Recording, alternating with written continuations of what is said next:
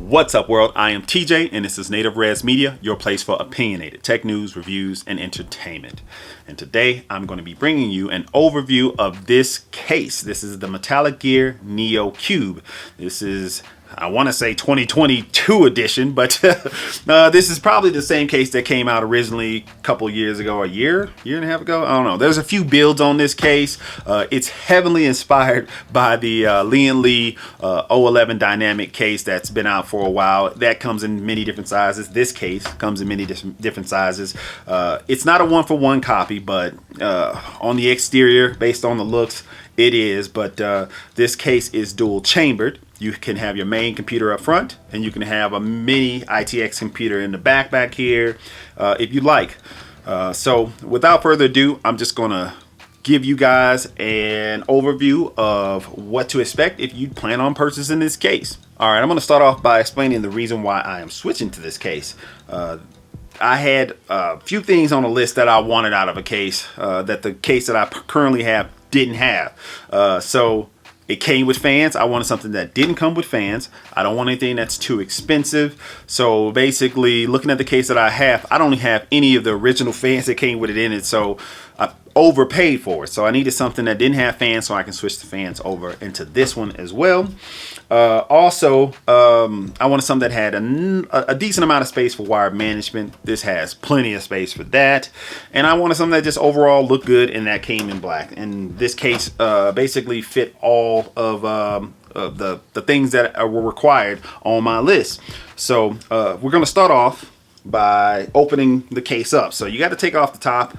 And I know the 011, they just came out with the Evo, which makes things a little bit easier where you don't have to take off the top. If you got a pre-order for it, I think it was like $150.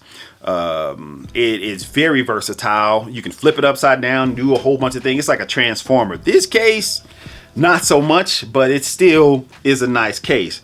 So this one, just like the original 011 dynamic, you got to take off the top to remove the front and side panels. So take the top off, you slide it up, you can remove this glass panel. Let me set that down. And then same thing for the back one, you can remove that. This one has, of course, kind of like a soft touch felt here, and it has two magnetic dust filters there. And I'm gonna set that down to the side as well. Same thing for the front. You could slide that up and take that off, but I don't need to take it off right now. I'll leave that one on there. So looking at the interior here, it's very nice and open. There is no space to mount a fan for exhaust here. If you had probably like an 80 millimeter, you probably can drill some holes and squeeze one in there, a couple 80 mils there. Those little things are loud, so I wouldn't do that. You have enough space up top to mount 3 120 millimeter fans, and I believe you can mount a 140 millimeters up here as well. So you can have fit a 360 millimeter radiator up top, 360 millimeter radiator here on the bottom, or on the side for exhaust or intake as well. You know, basically 9 total fans if you want. You have room for a standard size ATX or an eATX motherboard here, and the mini ITX in the back here if you want that. I mean, it comes with the standoffs pre-installed, so that's nice. Everything looks pretty good. The fit and finish is nice. All right, so moving around to the front here, you have the power button. You have another power button or reset button. If you just have one main computer, this acts as a reset button, but if you have a secondary computer, that would be the power button for that. You have the ARGB kind of light switch here, and then you have a mode switch right below that. If you don't have it connected to the addressable header, the 5-volt header that is on your motherboard, you can just use this. And there's a strip that goes down the side here, and I believe these USB ports and whatnot, they might light up as well. There's a combo jack for mic, headphone. You have a USB-C Gen 2 pull-up port right there, and you have your 2 normal standard USB-C ports there just below that. So a decent amount of I/O on the front of this case. No other I/O except for whatever motherboard you have installed that comes out the back. So moving around to the back here. All right, so cover off, you remove these 2 screws, and this has space for 3.5 inch drive. So let me, all right. So removing this, you can see there's space to mount two 3.5 inch drives. There's plenty of space to mount some 2.5 inch SSDs here. You can also mount a couple SSDs if you take these handles off. They're screwed in there. If you just have all SSDs and no 3.5 inch drives there. Again, this is a screw box and some zip ties there.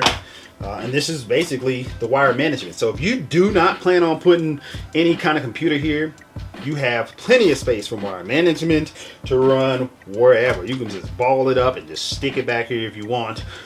If you do have a mini ITX back here, you kind of have a half height GPU here, or any kind of streaming card or whatever you have here. What is it, Elgato or something? If you put that in there, wireless Wi-Fi card, you can put that in there if that's something that you need. But yeah, I would, if it's me, I'm just going with one of those Ryzen APUs, the 5700G or the 5600G, and running that. And I'm sure those things will be just fine for whatever computer you have back here if you need that. I honestly like the way Lee and Lee went with it. I would rather Metallicgear have given you the option to have bay drives here, like to where they could have cut this out and put it to where you can have removable, hot swappable bay drives for 2.5 or 3.5 inch drives right here. That would have been nice. I mean, you can put your power supply here. You can have a dual system power PSU. I think Fantex makes one of those that they've been pushing that you can buy for this case for a year or a couple of years there. This case has grommets here for the wire management and keep a clean look on the other side there. But yeah, that's pretty much it. You got your straps that are already pre-installed. I have not touched this at all. You have if your motherboard, this is something that I noticed, if your motherboard doesn't have a USB 3.1 Gen 2 header on it, you're probably going to want to buy one of those. You can get the internal headers for this if your motherboard doesn't have it built in. Most motherboards do have the standard USB 3.0 header on the side of the motherboard, but this is the Gen 2 header, so you can buy those and get them installed if you want to use the Gen 2 on the front there. But yeah, that's pretty much it to the side there. Standard case there when it comes to that. And then you come to the back and same old stuff. You got your 7 slots there. You have your removable panel here if you do have your mini ITX in the back, and just your exhaust vent for just pulling in air depending on how you have your fan set up. But that is pretty much it as far as the overview. What I am going to do here in the next few hours is start switching out my computer, and I'll kind of run down what I have in it, and something that I doubt will fit is I actually have the Hyper 212, the 212 Tower CPU cooler in there. It's the RGB version of that, and I don't know if it'll fit in here because I think in the manual it said this will fit up to 140 something millimeter, and I think that one is 160, so I'm not sure if it'll fit from here to the glass. So I probably won't put the glass on there, but I did order an AIO 360 millimeter radiator to put on the top here, but it'll probably be here in a couple days. But until then, I'm gonna get everything installed in here and just rock with the tower. I'll just run it side off for a couple of days until I actually get my new cooler.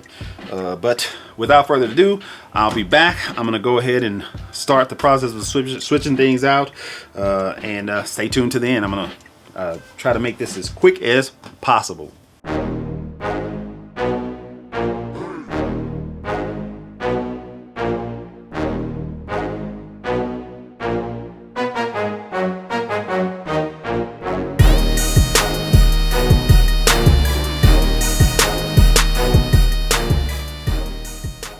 Finally got everything taken out of the Musitex TW8S6 case, and now I will be putting everything into this Metallicgear Neo Qube case.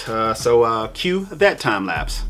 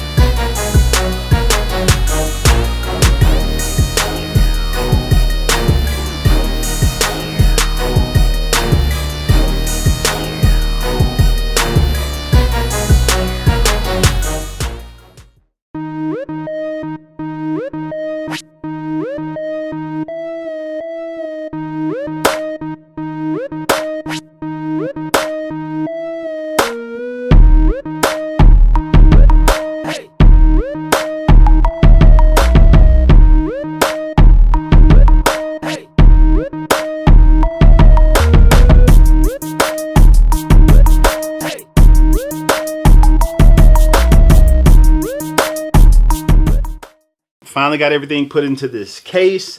I'm not gonna say it was a joy to build in, but it was the easiest case that I've ever had to build in, especially when it comes to wire management, because there's so much space back here, especially if you're not going to be putting a mini ITX in the back of this thing.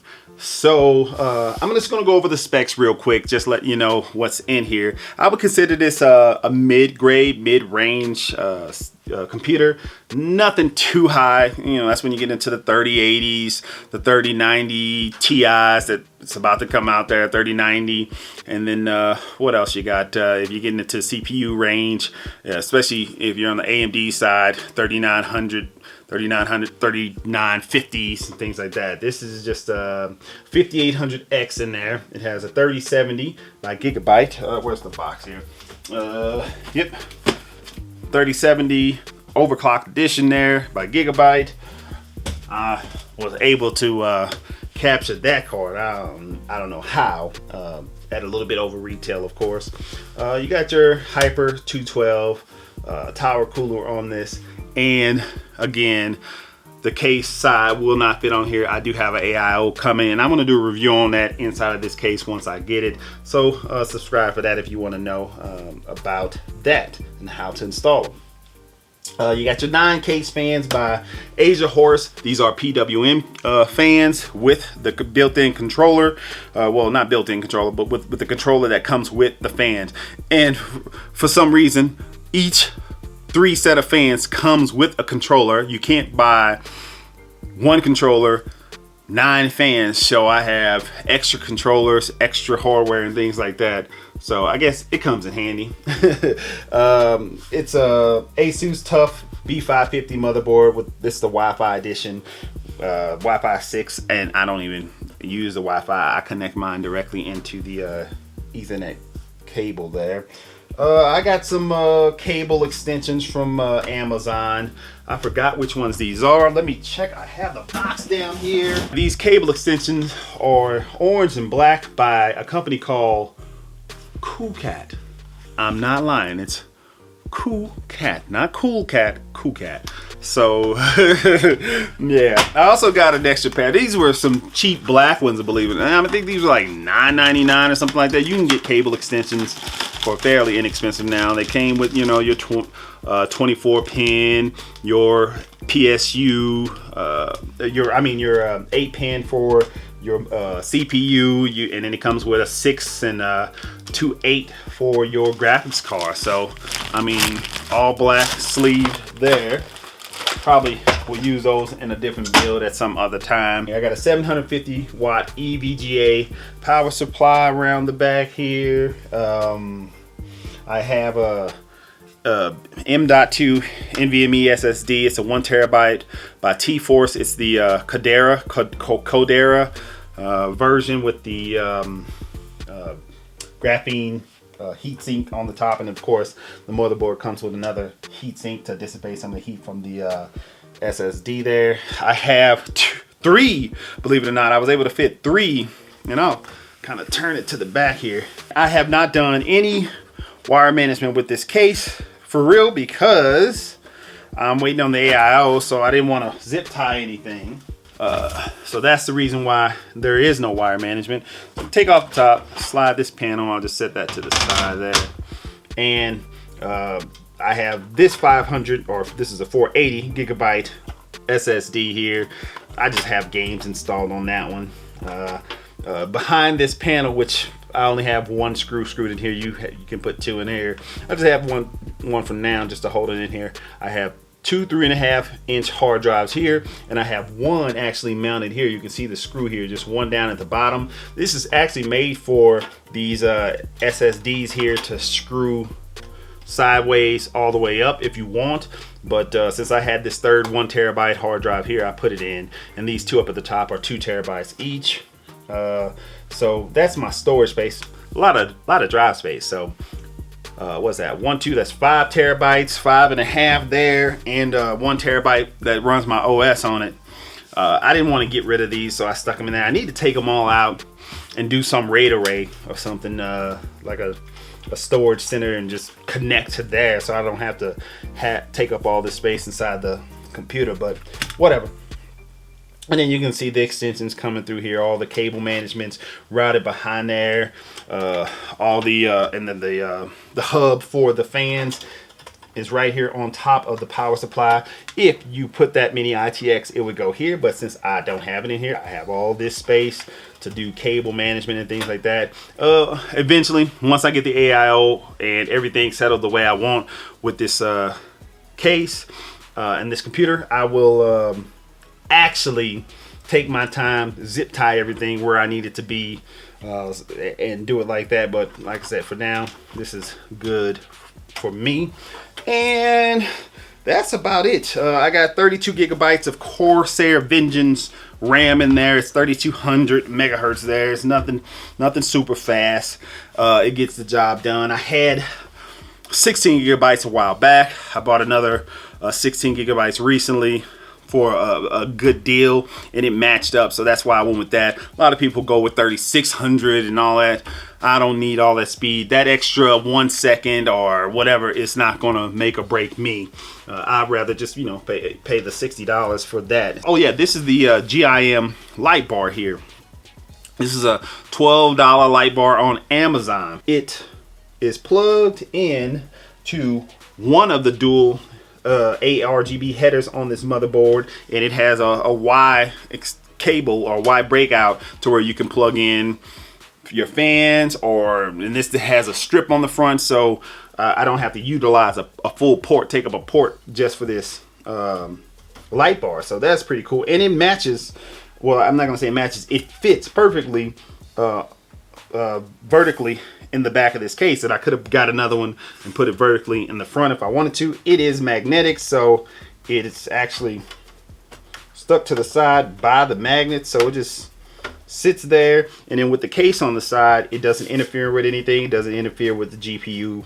If I had a slightly taller GPU, it seems like it would actually just about bypass it and not interfere with it, so because it sits flush, and when you have the side on here, you can see the light coming out, but you won't be able to see the actual light bar itself and the magnets and things like that. So that's pretty cool for that light bar. So if that's something you're looking in one of these, well, this isn't the 011 Dynamic, this is the Metallicgear case, but I'm sure it'll fit in there as well. Or I could have dropped it behind the fans here. There's enough space to route it down on the floor here behind the fans, so that's another good place to put it.